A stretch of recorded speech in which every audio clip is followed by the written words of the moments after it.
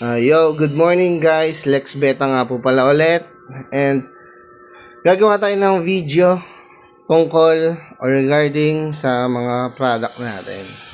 Mas maganda kasi nga naman kung informative yung video na ginagawa natin, saka mas madaling magbenta kapag alam mo yung produkto na ibebenta mo, di ba? Tama nga naman. So, marami na tayong video na ito sa TikTok and sa FB Reels. Okay? Doon marami tayong video doon, guys, na pwede nyong kunin. Kapag video ko, guys, pwede nyong kunin. Kung gusto nyong kunin, pwede nyo pong kuhain. Lagyan nyo ng link nyo. Lagyan nyo ng voice over nyo or something. I-edit nyo ng konti para hindi naman kayo magkaroon ng violation. Basta video ko, guys, ha. Pero yung ibang video na hindi sa akin regarding beta kits, huwag nyo nang kunin, guys. Kasi may nakikita ko na ganun yung ginagawa. Kinukuha yung video ng iba. So, yung video ko, guys, pwede yon. Kasi hindi na ako magbebenta ng hindi na ako magpo-post ng promotional video para hindi na rin ako makiagaw sa inyo sa pagbebenta. Di ako magpo-post ng promotional video. Kayo na lang, guys, kayo na lang mga affiliate. Okay, start na natin. Beta Kit Cure. Beta Kit Cure, antifungal, antibacterial, antiparasite, saka can treat external diseases. Okay? First of all, guys, lahat ng Beta Kit product, pwede yan sa kahit anong ornamental fish. Yan. Nagamit na rin to sa kung saan-saan, guys. Gapi, beta, molly, chana, Oscar fish, yan. Ang dami na nagamot nito, guys. Kahit yung yung medaka, yung isda ng Japan. Guys, effective yan, guys, sa kahit anong ornamental fish. Wag lang saltwater fish, ha, pang ornamental lang. Kaya malaki yung scope natin sa pagbebenta kasi gumagana rin siya kahit sa mga molly and flower horn, gapi, tsaka chana, na alam naman natin na marami ring hobbyist. So, kung may makakakilala ka na nagbebenta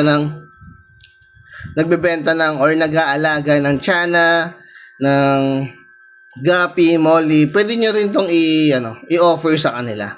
Tong Beta Kit Cure. Hindi lang to pang beta, guys. Pwede nyong gamitin sa kahit anong ornamental fish, okay? Antifungal, antibacterial, tsaka antiparasite. Can treat external diseases, guys. Okay? Pwede siya sa mga parasite, guys. Napakabilis lang, napakadali lang gamitin.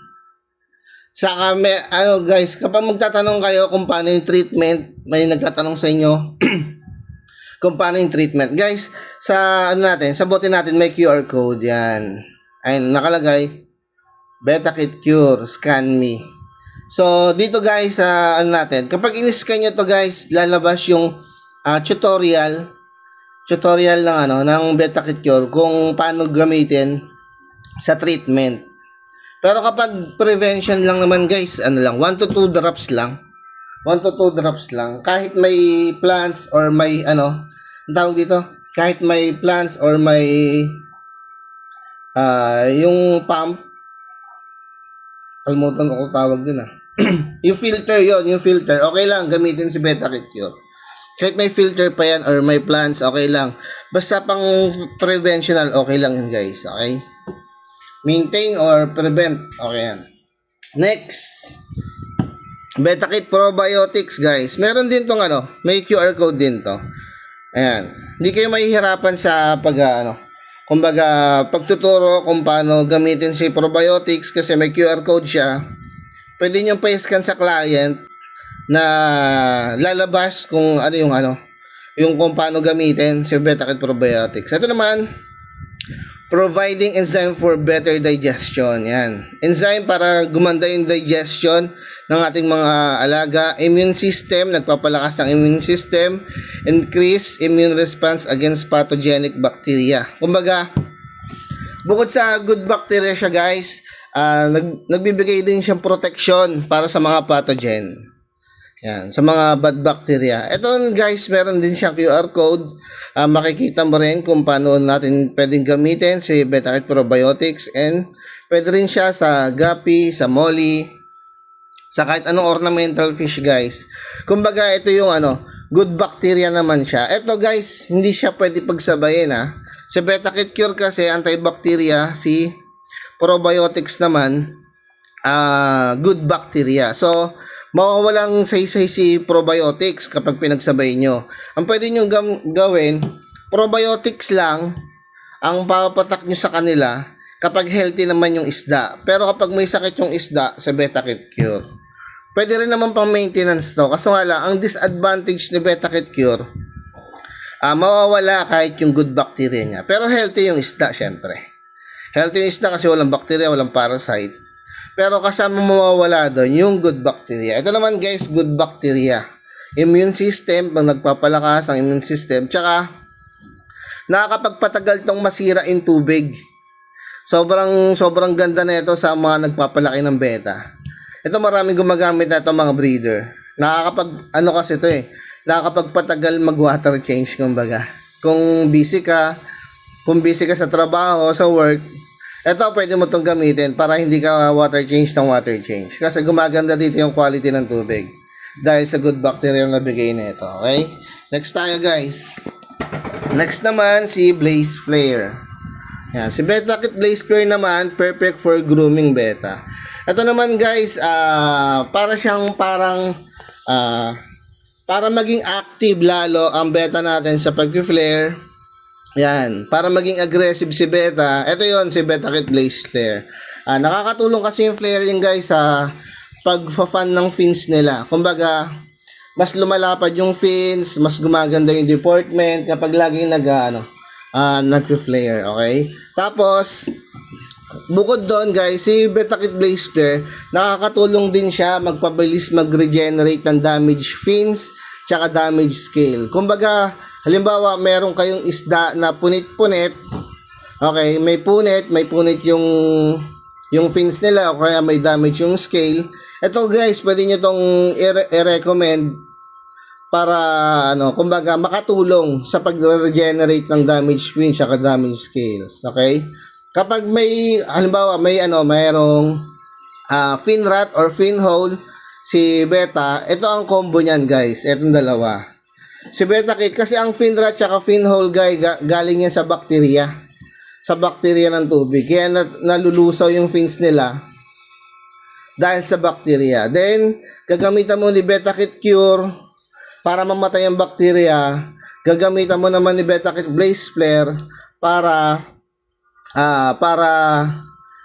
makatulong mag-regenerate ng damage fins at damage scale. Okay?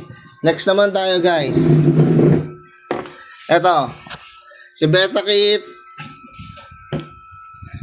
Color Enhancer. Ito guys, probiotic din to na meron siyang pampakulay. Ito guys, marami na rin gumamit nito, hindi lang sa beta, hindi lang sa gapi. Pati sa China guys, ginamit na rin to, and sobrang effective nito sa China guys. Tsaka sa flower horn. Yan. Pwede to sa China, tsaka sa flower horn, gapi, molly, tsaka beta guys. Sobrang effective din nito. Ganon din, meron din tong QR code na pwede nyong i-scan. Yan. Pwede nyong i-scan para dun sa tutorial. Kaya hindi kayo mahihirapan guys ibenta or kung paano gagamitin sila. Kasi may QR code na yan bawat produkto natin. Probiotic to guys na may color enhancement. Okay? So makakatulong siya magpa-mold, magpatingkad ng kulay. And marami na rin to guys marami na rin tong video online, and marami na rin tong reviews na sobrang magagamit nyo guys. Isa din to sa madaling ibenta.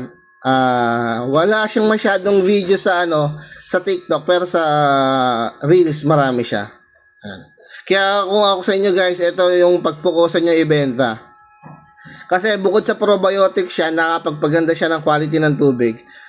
Kumbaga, dinagdagan natin ng color enhancement yung pagiging probiotic niya. Yan. Kumbaga 2-in-1 siya. Ito yung 2-in-1 natin. Pero syempre, ibenta lang natin siya na as color enhancer kasi meron tayong probiotics. Yan. Pero maganda to guys, si color enhancer. Then, water conditioner natin guys. Ito, wala tong QR code. Pero water conditioner, anti-chlorine, tsaka promotes good bacteria. Anti-chlorine lang to, ginagamit to 3 to 5 drops every water change. Ganun lang para matanggal yung chlorine. Tapos ayun na. Okay na yan. So ayun lang guys. Sana makatulong. Kung may katanungan pa kayo, send nyo lang sa GC natin and tutulungan ko kayo. Sana makabenta tayo lahat. Maraming salamat. God bless. Ex Beta out.